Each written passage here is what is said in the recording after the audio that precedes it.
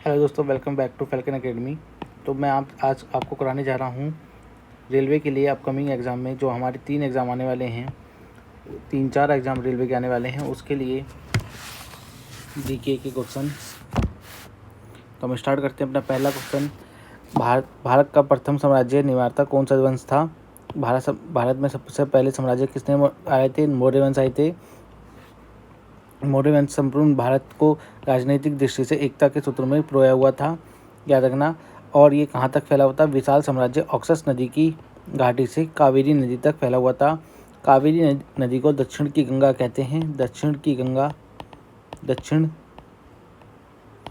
गंगा भी कहते हैं। और दक्षिण गंगा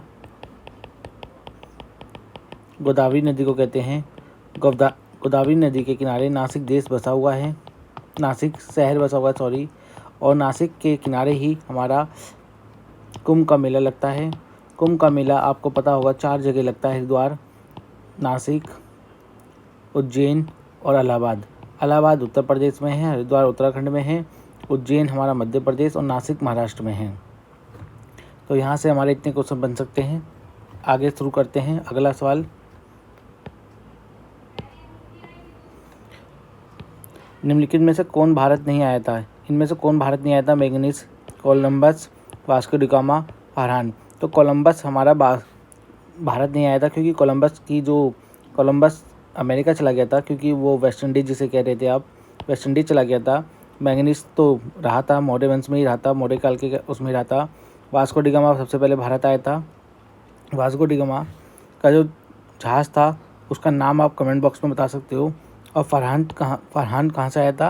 ये चीनी था, चीनी यात्री था जो आया था। मैग्नीज किसके दरबार में थे? मैग्नीज चंद्रगुप्त मौर्य के दरबार में थे। इन्होंने कौन सी पुस्तक लिखी थी? इनकी जो पुस्तक का नाम है वो इंडिका नाम है। आप यहाँ पे देख सकते हो, इनकी पुस्तक का नाम इंडिका था। इंडिका निम्नलिखित से किसकी कृति है? मैगस्थनीज की है। कौटिल्य कौन थे? कौटिल्य आप यहाँ जानते हो, कौटिल्य जिन्होंने अर्थशास्त्र लिखी, जिसे हम चाणक्य के नाम से जानते हैं, ये वो हैं कौटिल्य। अपने साम्राज्य के विस्तार में चंद्रगुप्त मौर्य की सहायता थी। वो क्या करते थे? चंद्रगुप्त मौर्य की सहायता किसने की थी? चाणक्य ने की थी। चाणक्य ने कौन सी बुक लिखी है? अर्थशास्त्र नामक एक बुक लिखी है। और इनका दूसरा नाम कौटिल्य था, या विष्णुगुप्त के से भी इन्हें जाना जाता है। विष्णुगुप्त और कौटिल्य के नाम से इन्हें जाना जाता है। और इनकी बुक का नाम अर्थशास्त्र है। मैं कई बार इसे बोल रहा हूँ, तो आपके ये लिए बहुत इंपॉर्टेंट क्वेश्चन बनता है। प्राचीन भारत का वह प्रसिद्ध शासक जिसने अपने जीवन के अंतिम दिनों में जैन धर्म अपना लिया था, जैन धर्म के किन्होंने अपना लिया था? वो थे हमारे चंद्रगुप्त मौर्य। चंद्रगुप्त मौर्य ने अपना जैन धर्म अपना लिया था।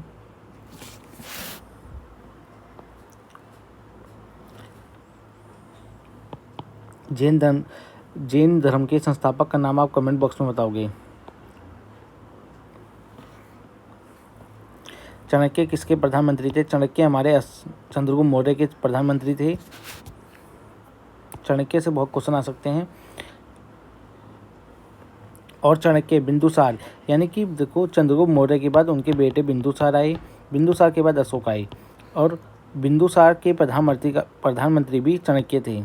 चाणक्य को निम्न में से जाना जाता है? चाणक्य को विष्णुगुप्त के नाम से जाना जाता है। विष्णुगुप्त और कौटिल्य के नामों से जाना जाता है। अर्थशास्त्र नामक इन्होंने ये पुस्तक लिखी है। अर्थशास्त्र ये पॉलिटिक्स के ऊपर एक बुक है, यानी कि राजनीति के ऊपर एक बुक लिखी गई है, राज शासन के ऊपर। निम्नलिखित में से कौन सा प्राचीनतम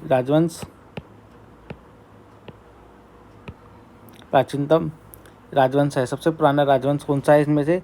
वर्धन, कुषाण या गुप्त या मौर्य? मौर्य सबसे पुराना राजवंश है इनमें, इन चारों में से। निम्नलिखित में से प्राचीनतम राजवंश कौन सा है? मौर्य, नंद, गुप्त या पल्लव? तो इनमें से हमारा आंसर हो जाएगा नंद वंश सबसे पुराने हैं। इधर सबसे प्राचीनतम राजवंश नंद वंश है। नंद वंश का शासनकाल इतना था। फिर मौर्य वंश आए थे। नंद वंश, धनानंद, ये सब आपने नाम सुने होंगे, ये उसी के शासनकाल के थे, वंश के थे।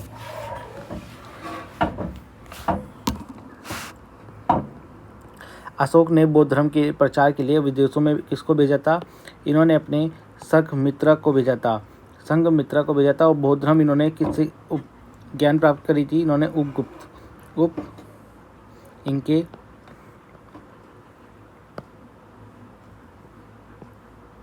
बौद्ध धर्म इन्होंने अपना लिया था। और इन्होंने किससे ज्ञान प्राप्त करा था? वो उपगुप्त से इन्होंने अपना ज्ञान प्राप्त करा था। अशोक के अभिलेख को सर्वप्रथम किसने पढ़ा था? वो जेम्स प्रिंसेप ने पढ़ा था। जेम्स प्रिंसेप नामक विद्वान ने अशोक के लेखों का अध्ययन किया था। ब्राह्मी लिपि को किसने स्पष्ट किया था? ब्राह्मी लिपि को जेम्स प्रिंसेप ने ही स्पष्ट करा था। अशोक किस वंश से थे? अशोक मौर्य वंश के थे और ये बिंदुसार के बेटे थे।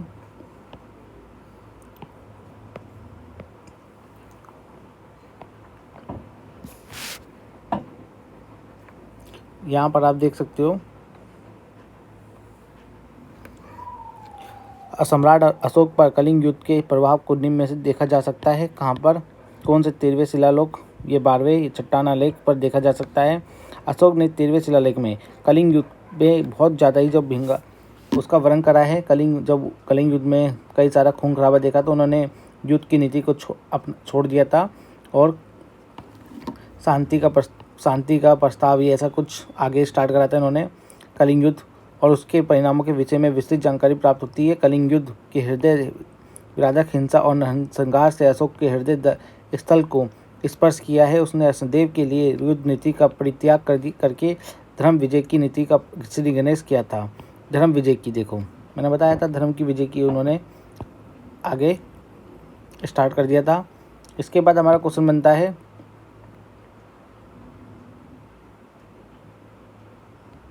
अपने अभिलेखों में प्राय जिस नाम से अशोक संदर्भित है वह है। किस नाम से संस्कृत है? वह है प्रियदर्शी के नाम से जाना जाता है। उसमें अशोक के प्राय सभी लेखों में उसे देव नाम प्रियदर्शी कहा गया है। आधार देवताओं का प्रिय राजा कहा गया है। किस स्थान के निकट प्राचीन कलिंग युद्ध लड़ा गया था? वो था हमारा डोली नाम का एक कलिंग युद्ध प्राचीन काल का उड़ीसा राज्य में ढोली नामक स्थान पर निकट लड़ा गया था। इस स्थान से दीर्घ शिलालेख भी प्राप्त हुए हैं। सारनाथ में किस सम्राट का स्तंभ है? सारनाथ में हमारा अशोक का स्तंभ है। सारनाथ का लॉयन कैपिटल किस शासक से संबंधित है? वो है हमारा अशोक। सारनाथ को लॉयल कैपिटल अशोक से भी संबंधित है। यह अशोक के शासनकाल में बना था।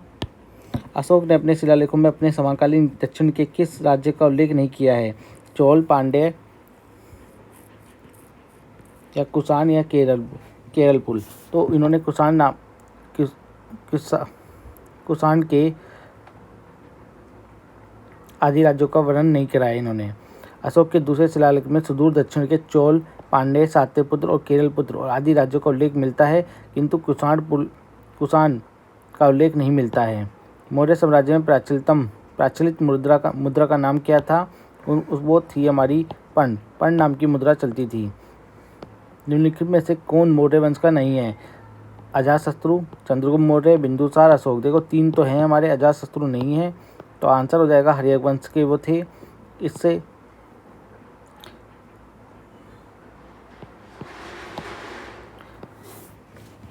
निम्नलिखित में से अशोक का उत्तराधिकारी कौन था? कुणाल, बिंदुसार, राहुल। तो कुणाल इनसे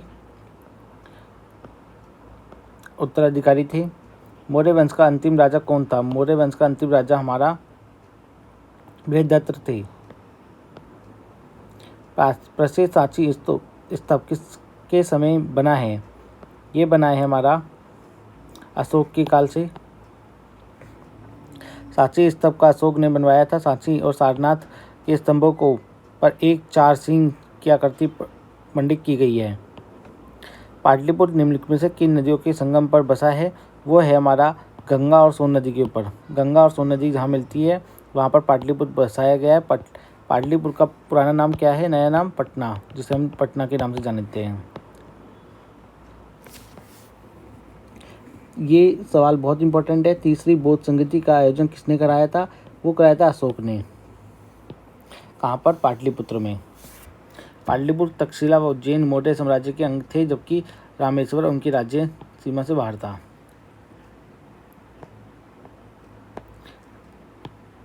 सारनाथ पर क्या मिलता है? 4 सिंह वाला मूर्ति मिलती है। Thank you guys.